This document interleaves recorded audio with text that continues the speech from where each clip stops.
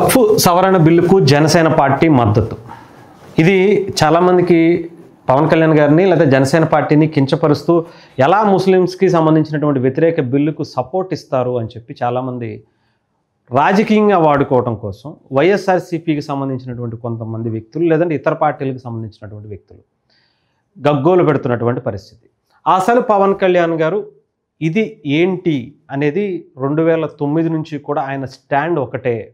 ఆయన దీని గురించి పరిశీలించి తీసుకున్నటువంటి నిర్ణయమే తప్ప అనాలోచితంగా లేదంటే హిందువులకి లేదా ముస్లిమ్స్కి గ్యాప్ తెచ్చే విధంగా ఉన్నటువంటి బిల్లు అయితే కాదు అని చెప్పి చాలా క్లారిటీతో మాట్లాడినటువంటి మాటలు కూడా మీకు వినిపిస్తాను. అయితే ముందు ఆయన ఇచ్చినటువంటి ఒక లెటర్ హెడ్ అయితే చూపిస్తాను. ముఖ్యంగా లోక్సభ ముందుకు కేంద్ర ప్రభుత్వం తీసుకొచ్చిన వక్ఫ్ సవరణ బిల్లుకు జనసేన మద్దతు తెలియజేస్తుంది. ఈ చట్ట సవరణ ముస్లిం సమాజానికి మేలు చేస్తుందని చాలా క్లియర్గా అండర్లైన్ చేసుకోవాల్సినటువంటి విషయం. ఈ చట్ట సవరణ ముస్లిం సమాజానికి మేలు చేస్తుంది అని జనసేన విశ్వసిస్తోంది. ఈ మేరకు లోక్సభలోని జనసేన పార్టీ ఎంపీలకు ఆ పార్టీ అధ్యక్షులు శ్రీ పవన్ కళ్యాణ్ గారు దిశానిర్దేశం చేశారు. ఈ బిల్లుకు అనుకూలంగా ఓటింగ్లో పాల్గొని జనసేన పార్లమెంట్ సభ్యులకు ఓటు వేయాలని చెప్పడం జరిగింది. వక్ఫ్ చట్టంలో సవరణకు సంబంధించినటువంటి బిల్లు 31 మంది సభ్యులతో జాయింట్ పార్లమెంటరీ కమిటీ ఏర్పాటు చేసి సమీక్షించారు. సంబంధిత వర్గాలతో, విద్యావంతులతో, పాలనా రంగ నిపుణులతో చర్చించి ఈ బిల్లును రూపొందించారు. బ్రిటిష్ కాలం నాటి వక్ఫ్ చట్టాన్ని నేటి కాలానికి తగిన విధంగా క్రమబద్ధీకరించడం ద్వారానే విస్తృత ఫలితాలు దక్కుతాయని, ఈ క్రమంలో వక్ఫ్ సవరణ బిల్లు మద్దతు ఇవ్వాలని శ్రీ పవన్ కళ్యాణ్ గారు స్పష్టం చేశారు. ఇక్కడ చాలా క్లియర్గా అర్థమవుతుంది. ఏదైతే ముస్లిమ్స్కి సంబంధించినటువంటి వక్ఫ్ భూముల మీద చాలామంది ఎవరికి వారు నచ్చినట్టుగా దోచేసుకోవాలనే ప్రయత్నం చేస్తుంటే ఇప్పుడున్నటువంటి కేంద్ర ప్రభుత్వం అంటే అది ఎప్పుడో బ్రిటిష్ కాలంలో ఉన్నటువంటి ఆ చట్టాన్ని సవరణని మళ్ళీ ఇప్పుడున్నటువంటి ముస్లింలకు బీద చిన్నవారు అయినటువంటి ముస్లింలు ఎవరైతే ఉంటారో వాళ్ళకి చెందే విధంగా ఎవరైతే కోట్లు దోచేసుకుని ఉండేటువంటి ముస్లింలకు కాకుండా చిన్నవాళ్ళకి కూడా ఇది ఉపయోగపడాలి అనే ఉద్దేశంతో ఈ బిల్లు అసలు వారికి న్యాయం జరగాలి అనే ఉద్దేశంతో వాళ్ళు ఈ బిల్లును రావడం అయితే జరిగింది. దీంట్లో చాలా కమిటీలు వేసి 31 మందితో జాయింట్ సభ్యులుగా పార్లమెంటరీ కమిటీ ఏర్పాటు చేసి సంబంధిత వర్గాలతో, విద్యావంతులతో, పాలనా రంగ నిపుణులతో ఈ బిల్లుపై చాలా క్లియర్గా ఉండేటువంటి విషయాలన్నీ కూడా లోతైన అధ్యయనం చేసి చాలా విలువైనటువంటి విషయాలు దీంట్లో పొందుపరిచిన తర్వాతే ఆ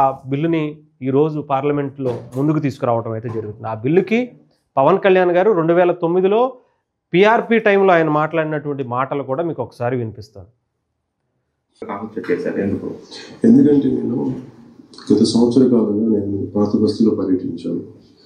ఎన్నో ముస్లిం కుటుంబాలను కలిశాను, ముస్లిం మత పెద్దలను కలిశాను, ముస్లిం మీడియా అధిపతులను కలిశాను. ఇవన్నీ రిపోర్టెడ్ అయ్యాను. ముస్లిం రాజకీయ నాయకులను కలిశాను. అది కాంగ్రెస్ అనుబంధ ముస్లిం నాయకులు తప్ప నేను అందరినీ కలిశాను. అందరిలో కామన్గా చెప్పే బాధ, ఎందుకంటే వక్ఫ్ ఆస్తులు అనేవి చాలా డబ్బున్న వాళ్ళు వెళ్ళిపోతా వాళ్ళ తదనంతరం ఇదంతా మీరు ముస్లింలకి చెందాలని చెప్పి అల్లా పేరు మీద రాసి చెల్లిపోతారు. అదేంటంటే వక్ఫ్ ఆస్తుల్ని ఎవరైనా ముట్టుకుంటే అది స్వయాన భగవంతుడి ఆస్తులు. ఆ భగవంతుని ఆస్తుల్ని చెందాల్సింది సామాన్య బీద ముస్లిం ప్రజలకి. అది అన్యాక్రాంతం అయ్యి దోపిడీ చేస్తుంటే దానికి పడ్డ బాధ ప్రతి ఒక్క ముస్లింని నేను కలిసిన ప్రతి ఒక్క ముస్లిం కుటుంబాల నుంచి ప్రతి ఒక్కరు వాళ్ళ బాధని చూశాను, వాళ్ళ బీదరికం చూశాను, వాళ్ళ అణగారితో చూశాను. కొంతమంది కాంగ్రెస్ నాయకులు ఎలా వాళ్ళని దోపిడీ చేశారు ఆ బాధంతో నాకు చెప్పారు. ఇది అంటే ఆయన ఈరోజు ఏదో స్టాండ్ తీసేసుకున్నారు, సనాతన ధర్మాన్ని భుజాన్ని వేసేసుకున్నారు కదా, అందుకని ఆయన మారిపోయారు. అధికారంలోకి వచ్చిన తర్వాత ఆయనలో మార్పు వచ్చేసింది అనుకునేటువంటి కుహాన మేధావులకు ఈ వీడియో అంకితం చేయాలనిపించింది. ఎందుకంటే ఆయన 2009 నుంచే కాదు, అంతకు ముందు నుంచి దాని మీద ఒక లోతైన అధ్యయనం చేసుకుంటూనే వచ్చారు. ఏది కూడా తెలియకుండా పవన్ కళ్యాణ్ గారు మాట్లాడరు. దాని గురించి తెలియకపోతే చాలామంది నిపుణులతో చర్చించి దాన్ని తెలుసుకునేటువంటి ప్రయత్నం చేస్తారు. ఆ కుటుంబాల వాళ్ళ దగ్గరికి వెళ్ళి ఆ విషయాలను తెలుసుకునే ప్రయత్నం చేశాను అని చెప్పి 2009లో ప్రజారాజ్యం టైంలో జరిగినటువంటి ఒక ఇంటర్వ్యూలో ఇచ్చినటువంటి మాటలు ఆయన.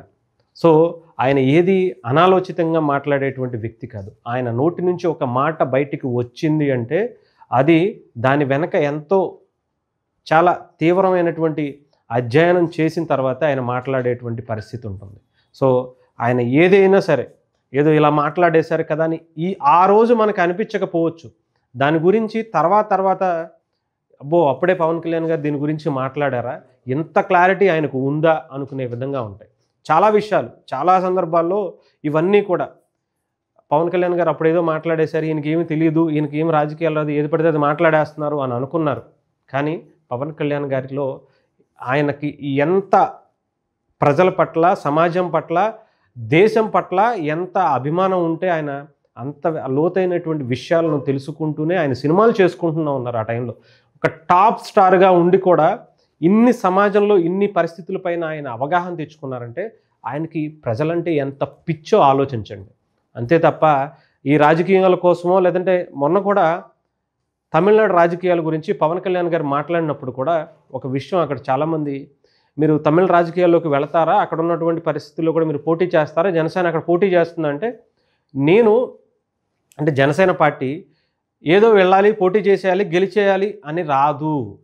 అక్కడ పరిస్థితులు గనక అవకాశం ఇస్తే జనసేన కావాలి అని అక్కడ ఉన్నటువంటి ప్రజలు అనుకుంటే నేను వచ్చి నిలబడతా. అది కూడా అధికారం కోసం కాదు, ప్రజల పక్షాన నిలబడటం కోసం, వాళ్ళ కోసం పోరాడటం కోసం నేను అక్కడికి వచ్చి నా అవసరం ఉంది, జనసేన ఒక బలమైన గొంతుకుగా నిలబడుతుంది అన్న ప్రజలు నమ్మితే నేను వెళ్తాను అని. అంటే రాజకీయాలు చేయడం కోసం, ఓటు బ్యాంకు రాజకీయాలు చేయడం కోసం వెళ్ళాల్సిన పని ఆయనకు లేదు.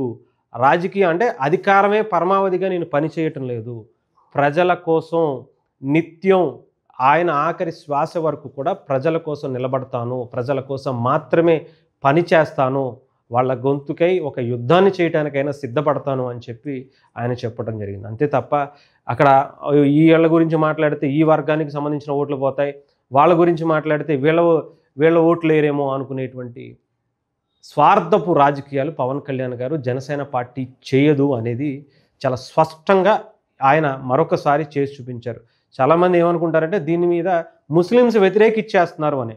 ముస్లిమ్స్ వ్యతిరేకించట్లా, ముస్లిం వెనకాల రాజకీయాలు చేసేటువంటి కొంతమంది రాజకీయ పార్టీలు, వాళ్ళని ఓటు బ్యాంకుగా మాత్రమే చూసేటువంటి కొన్ని పార్టీలు చేసేటువంటి వాళ్ళు మాత్రమే వ్యతిరేకిస్తున్నారు తప్ప వాళ్ళకి ఎటువంటి ఇబ్బంది లేదని చాలా స్పష్టంగా దీనివల్ల తెలియజేసుకోవచ్చు.